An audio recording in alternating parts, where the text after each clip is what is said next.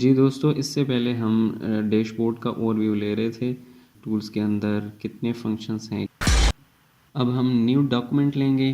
New document لینے کے لیے میں کریٹ نیو پہ کلک کروں گا۔ کریٹ نیو پہ کلک کرنے کے بعد میں یہاں پہ اس کی مختلف سیٹنگز یہاں پہ میرے پاس ہے۔ اگر فوٹو کے لیے مجھے چاہیے، اب یہاں پہ آ کے اگر میں اسے فوٹو پہ کلک کرتا ہوں تو فوٹو کی وہ آپشنز میرے پاس آ جائیں گی۔ یہ by default photo shop size ہے، اور اس کے علاوہ لینڈسکیپ میں بھی ہیں، اور اس کے علاوہ اگر میں پورٹریٹ میں لینا چاہتا ہوں تو پورٹریٹ میں بھی میرے پاس 4 آپشنز وہی اویلیبل ہے۔ اور اس کے علاوہ اگر میں پرنٹ میڈیا کے لیے کوئی ڈیزائن بنانا چاہتا ہوں تو میں پرنٹ میڈیا پہ کلک کروں گا۔ لیٹر ہیڈ اور لیگل اور A4 پیج، اسی طرح مختلف کینوس میرے پاس یہاں پہ ہیں، اور السٹریشن کے لیے میں لینا چاہوں تو وہ بھی میرے پاس یہاں پہ پوسٹر کے لیے بھی ہے اور پوسٹ کارڈ کے لیے بھی ہے۔ ویب میں مختلف سائزز میرے پاس یہاں پہ ہیں۔ اسی طرح اگر موبائل پہ میں کلک کروں تو موبائل کی سائزز بھی ہیں، موبائل مختلف سائزز یہاں پہ ہیں، اویلیبل ہیں میرے پاس۔ فلم اینڈ ویڈیوز، یہ اس وقت آپ کو درکار ہوتی ہیں جب آپ کسی کمپنی میں کام کر رہے ہوں، کسی فلم انڈسٹری میں کام کر رہے ہوں، اور آپ وہاں پہ آپ کو کسی ڈیزائن کی ضرورت پڑتی ہے، مختلف ویڈیو سائز کے مطابق آپ اپنا ڈیزائن بنانا چاہتے ہیں، جیسا کہ تھمبنیل، یوٹیوب تھمبنیل ہے وغیرہ وغیرہ۔ اب میں ایک نیا کینوس لینا چاہتا ہوں۔ سب سے پہلے میں اس کو بائی نیم یہاں پہ فار ایگزامپل یہاں پہ میں پروجیکٹ 1 کا نیم دیتا ہوں، اور یہاں سے میں اپنی مرضی کا سائز چوز کرتا ہوں۔ اس کی ویڈتھ اور ہائٹ اپنی مرضی سے لینا چاہتا ہوں۔ مثال کے طور پہ میں ویڈتھ جو ہے وہ میں 800 رکھتا ہوں، اور ہائٹ جو ہے وہ میں 1000 ہی رکھتا ہوں۔ اور اس کے علاوہ میں اس کو پکسل میں یا انچز میں بھی کنورٹ کر سکتا ہوں۔ اس کے علاوہ آپ سینٹی میٹر، ملی میٹر اور پوائنٹس میں بھی لے سکتے ہیں، لیکن فی الحال میں اس کو پکسلز میں ہی لینا چاہتا ہوں کیونکہ ہم رینڈملی بنا رہے ہیں۔ اور اس کے علاوہ یہ اورینٹیشن جو ہے آپ پورٹریٹ بھی لے سکتے ہیں اور لینڈسکیپ بھی لے سکتے ہیں۔ ریزولوشن جو ہے وہ آپ جب بھی پرنٹ میڈیا کے لیے کام کر رہے ہوں تو آپ نے 300 ہی رکھنی ہے اس کی ریزولوشنز۔ یہ بھی آپ انچز اور پکسلز یا پکسلز سینٹی میٹر میں آپ اس سے بھی کنورٹ کر سکتے ہیں، لیکن ہم انچز میں لیں گے۔ اور اس کے علاوہ کلر موڈ آپ کے پاس یہ آٹومیٹیکلی سلیکٹ ہے۔ آپ یہاں سے CMYK بھی لے سکتے ہیں، RGB، لیکن ہم یہ بائی ڈیفالٹ RGB ہی رکھ رہے ہیں۔ 8 بٹ یا 16 بٹ یا 32 بٹس آپ لے سکتے ہیں، ہم 8 بٹ ہی رکھ رہے ہیں۔ اور اس کے علاوہ بیک گراؤنڈ کا کلر آپ یہاں سے اس کا وائٹ بھی لے سکتے ہیں، بلیک لے سکتے ہیں۔ Back ground by default colour بھی ٹرانسپیرنٹ اور کسٹم، تو آپ خود سے بھی آپ اسے ایکسپلور کر سکتے ہیں۔ اور یہاں پہ نیچے آ کر میں اگر اس کا اسکوائر پکسلز لینا چاہوں، یہ پکسلز ریشو ہے، اگر میں اسے اپنی مرضی سے رکھنا چاہوں تو میں رکھ سکتا ہوں، لیکن میں فی الحال HD میں بائی ڈیفالٹ رکھ رہا ہوں۔ تو اس کے بعد میں اس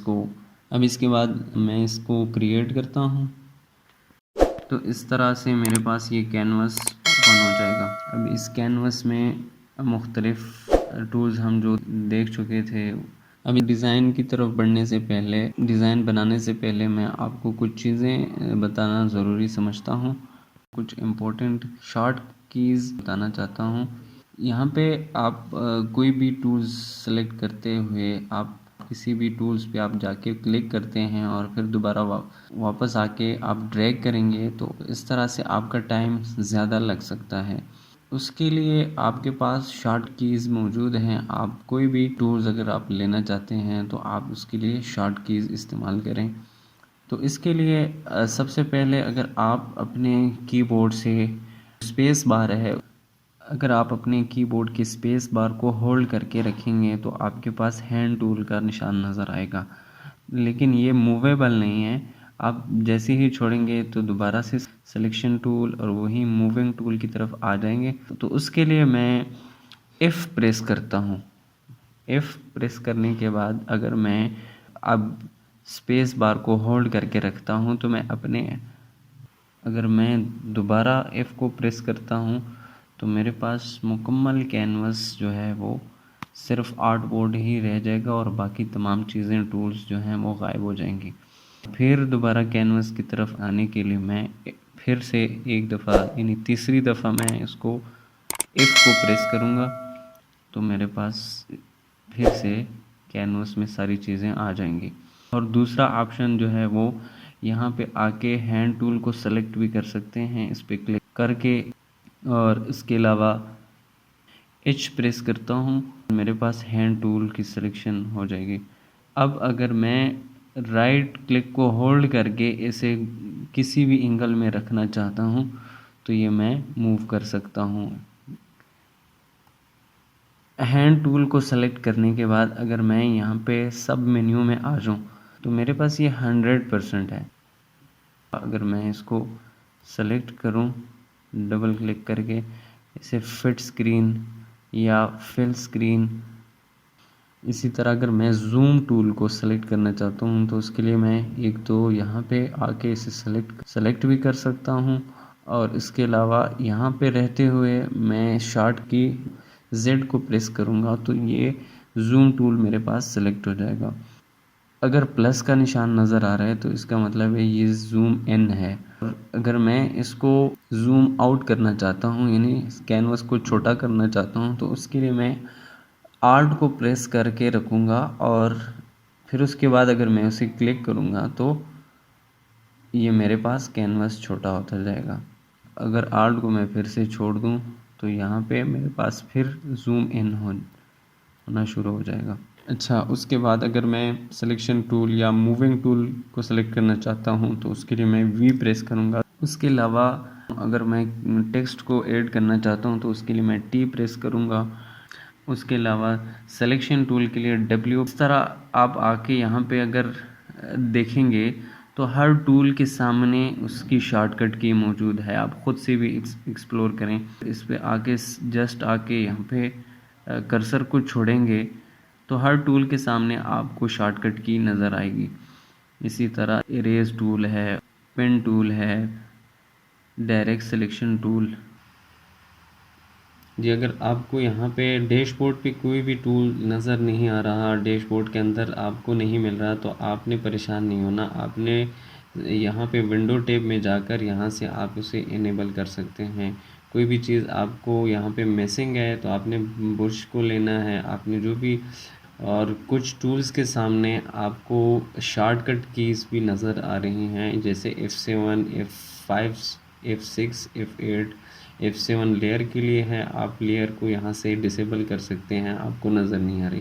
اب یہاں پہ آپ کو لیئرز کا آپشن اگر نظر نہیں آ رہا تو اس کے لیے آپ نے سمپلی ونڈو میں جا کر لیئرز سے بھی آپ انیبل کر سکتے ہیں. کی بورڈ سے آپ نے جسٹ F7 کو پریس کرنا ہے تو آپ کو لیئر کا فنکشن انیبل ہو جائے گا. اس کے علاوہ اور بھی بہت ساری شارٹ کیز ہیں، وہ ہم پریکٹس کرتے ہوئے ساتھ ساتھ سیکھیں گے انشاءاللہ. تو اب ہم سٹارٹ کرتے ہیں لیئر سے. دوستو جیسا کہ آپ کو معلوم ہے کہ فوٹو شاپ جو ہے وہ ایک لیئر بیسڈ سافٹ ویئر ہے.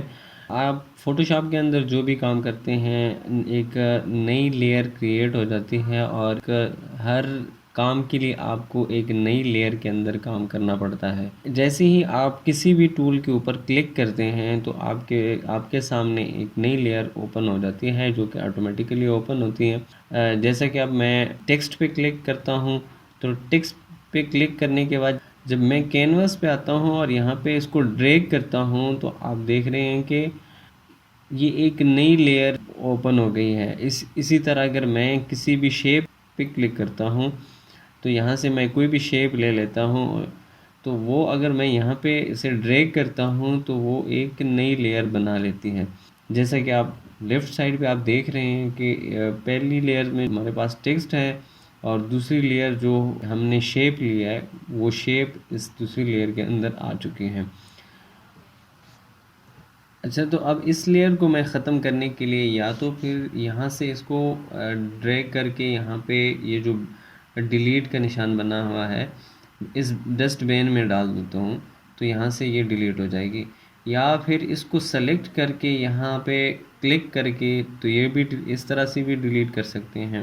یا پھر اس کی شارٹ کی جو ہے وہ کنٹرول پلس زد سے ہماری جو پریویس کام ہوتا ہے، جو ہم نے جس چیز کو ہم ڈیلیٹ کرنا چاہتے ہیں، ریموو کرنا چاہتے ہیں، تو اس کی انڈو کنٹرول زد اصل میں انڈو کی ایک شارٹ کٹ کی ہے. تو اس طرح سے بھی ہم اس کو ڈیلیٹ کر سکتے ہیں. اب ہم اگر لیئر کی لیفٹ سائڈ میں اگر لیئر کے پینل پہ آ کے یہاں پہ دیکھیں تو یہاں پہ ہمارے پاس اور بھی بہت ساری ڈیلیٹ کے ساتھ ساتھ ہمارے پاس ایک پلس کا نشان نظر آ رہا ہے. اگر اس پہ ہم کلک کریں گے تو یہاں پہ ہمارے پاس ایک نئی لیئر اوپن ہو جاتی ہے. جتنی لیئرز ہمیں ریکوائرڈ ہوں تو یہاں سے ہم لے سکتے ہیں، اور ڈیلیٹ کرنا چاہیں تو یہاں سے ہم اس کو ڈیلیٹ بھی کر سکتے ہیں، یا انڈو کی پریس کر کے کنٹرول پلس زی پریس کر کے تو ہم اس کو انڈو کر سکتے ہیں. اس کے علاوہ آپ جتنی لیئرز لینا چاہتے ہیں آپ لیئرز لے کے یہاں سے پلس کے نشان پہ کلک کر کے لیئرز لینے کے بعد آپ جتنی لیئرز کو گروپ کی شکل میں بنانا چاہتے ہیں تو آپ ان تمام کو فرسٹ لیئر کو سلیکٹ کرنے کے بعد آپ جتنی، میں فار ایگزامپل 4 لیئرز کو سلیکٹ کرنا چاہتا ہوں تو شفٹ کو ہولڈ کر کے جب اس پہ کلک کروں گا تو یہ ساری کی ساری سلیکٹ ہو جائیں گی.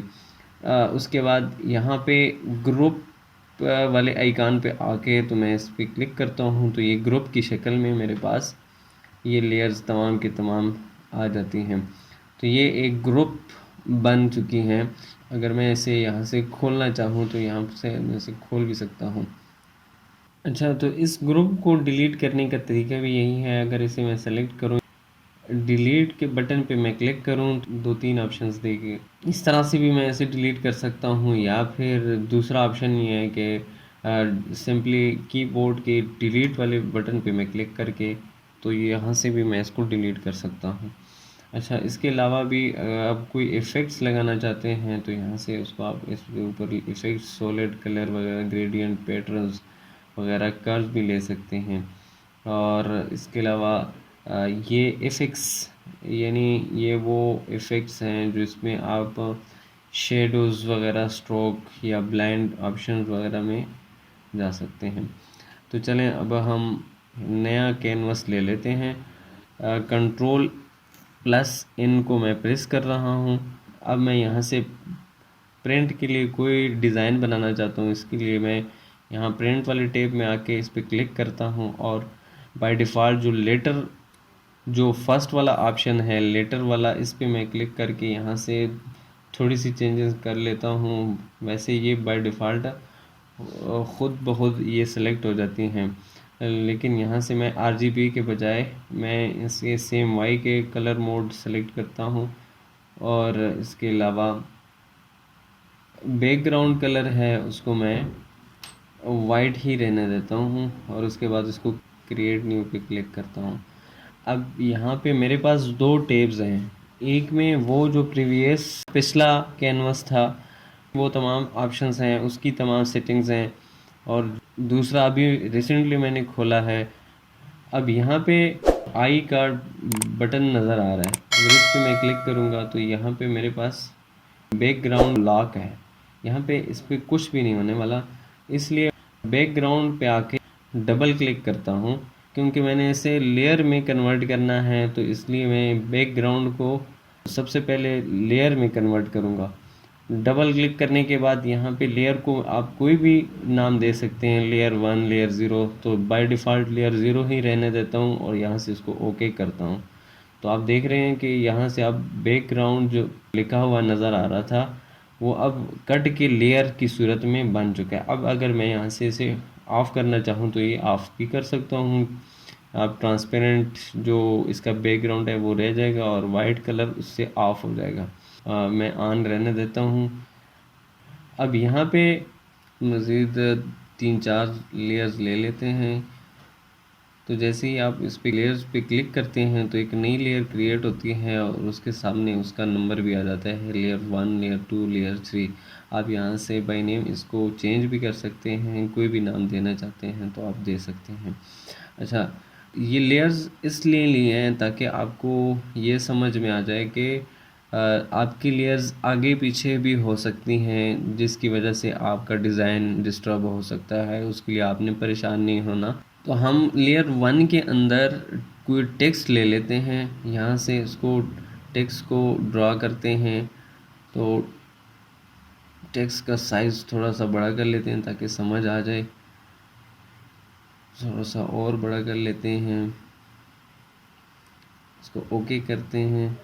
اوکے کرنے کے بعد اب ہم دوسری لیئر کے اندر کوئی شیپ لے لیتے ہیں، یہاں سے کوئی بھی شیپ لے لیتے ہیں، جیسے کہ میں راؤنڈ شیپ لیتا ہوں، اور لیئر 3 کے اندر میں ایک اور شیپ لیتا ہوں جو ریکٹینگولر، کوئی ریکٹینگولر شیپ لے لیتا ہوں یا اسکوائر لے لیتا ہوں، تو